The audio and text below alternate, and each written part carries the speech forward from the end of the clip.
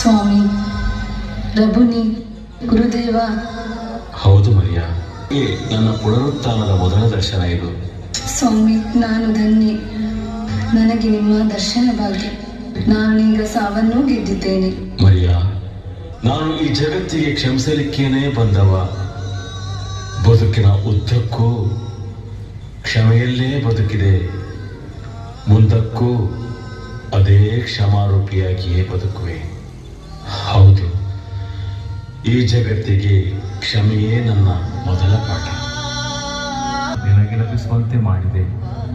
ನಿನಗೆ ಈ ಸಂದರ್ಭ ಪ್ರಮುಖ ಜವಾಬ್ದಾರಿಯೊಂದನ್ನು ನೀಡುತ್ತಿದ್ದೇನೆ.